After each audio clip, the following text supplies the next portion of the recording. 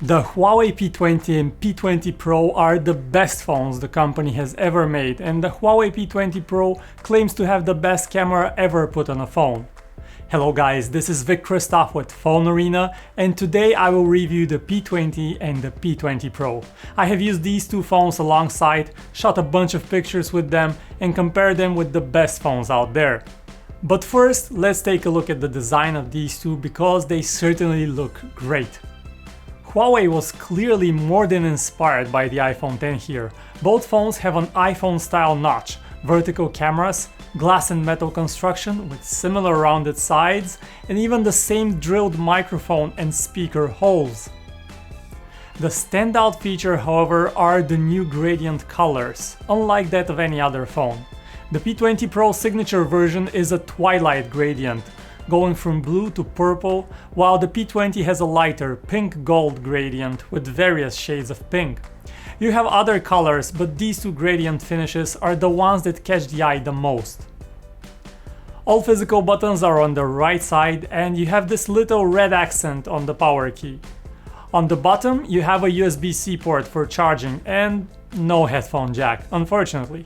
You do get a pair of basic USB-C earbuds in the box, and they sound okay, but if you want higher quality sound, you need to purchase wireless headphones or the hard-to-find USB-C headphones. It's worth mentioning that while the P20 Pro is fully water resistant with an IP67 rating, the P20 is not, and it should not be submerged in water or you risk killing your phone. Up front, you have a fingerprint scanner positioned below the screen on both phones.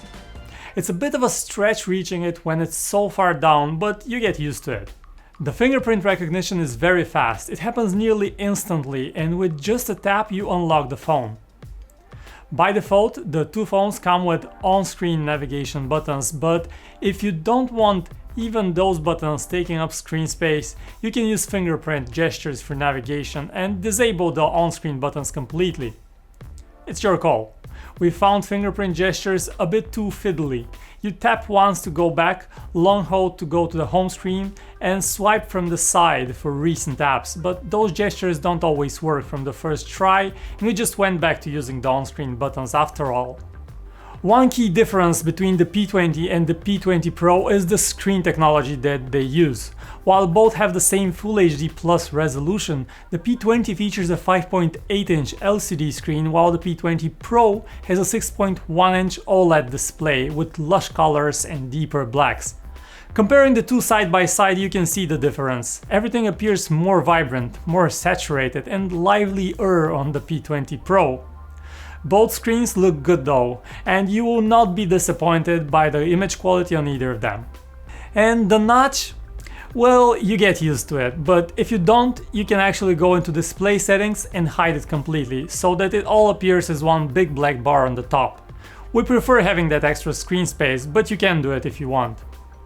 Huawei calls its custom Android interface EMUI, short for Emotion User Interface, and here you have EMUI 8.1, the latest version, on top of Android 8.1 Oreo. Huawei adopts a bucket load approach with this interface and has almost every feature you can think of, from cloud backups, yes, to the Huawei Cloud, to twin apps, to its own file safe, a secure folder-like feature, and more.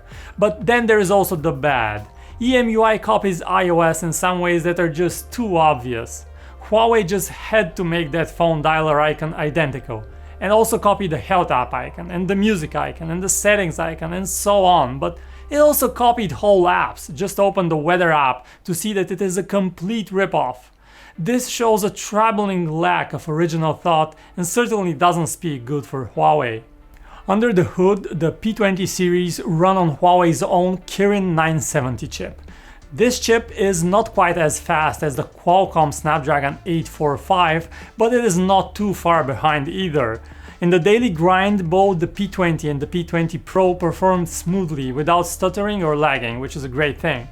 We ran our standard suite of benchmarks, and the P20 performed slightly weaker than phones like the Galaxy S9 or the latest iPhones. Still, most games would run just fine on these phones. While the P20 series do not have a micro SD card slot, they offset this by shipping with a plentiful 128GB of onboard storage. This is double the storage that Apple and Samsung offer in their base phone models. Good job, Huawei. The P20 and the P20 Pro are also dual SIM phones, so you can have two different numbers active at the same time. And this is useful for those who have a separate work phone and don't want the trouble of dealing with a burner phone. You just have one phone dealing with both SIM cards. The biggest thing about the P20 series, however, is the camera on the P20 Pro.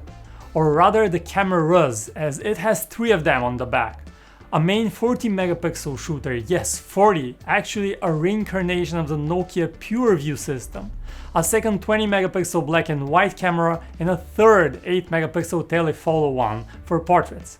That main 40 megapixel camera also happens to have a super big sensor, sized at 1 to 1.7 inches.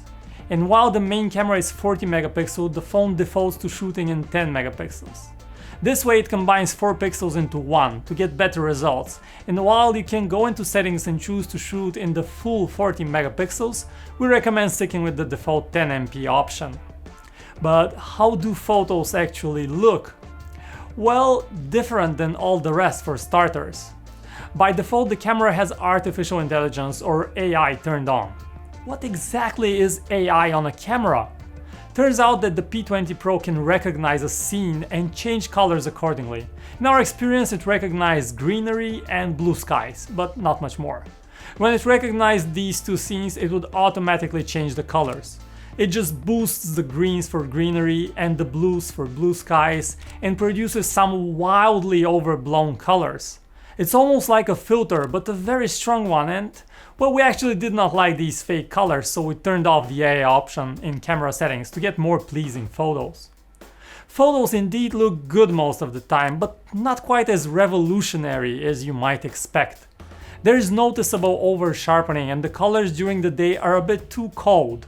So when we compared images to an iPhone, a Galaxy and a Google Pixel, the P20 Pro photos are about on par, and sometimes not quite as good. The P20 Pro, however, impresses with its built-in 3x zoom and 5x zoom. Shooting at these modes delivers outstanding detail, above anything any other phone can offer. At night, the big sensor also helps and images turn out spectacular.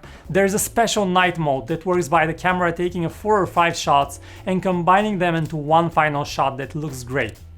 This, however, takes time and will not work with moving objects. The selfie camera, on the other hand, shoots good-looking pictures and supports a portrait mode to blur the background and create more artistic portraits.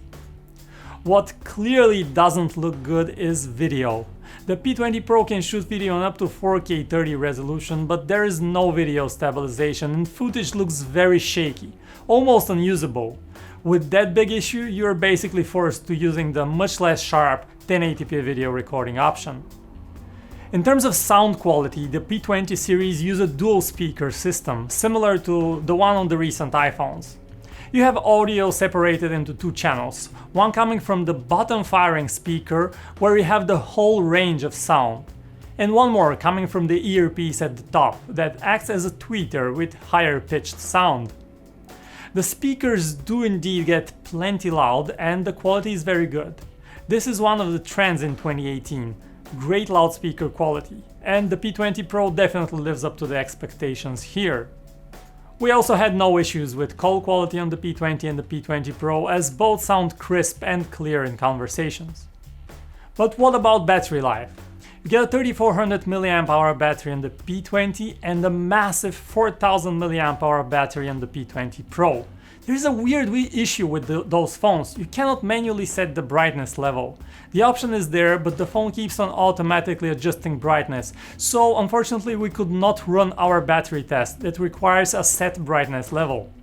However, in our experience, both phones and especially the P20 Pro have excellent battery life and will easily last you through even those longer days.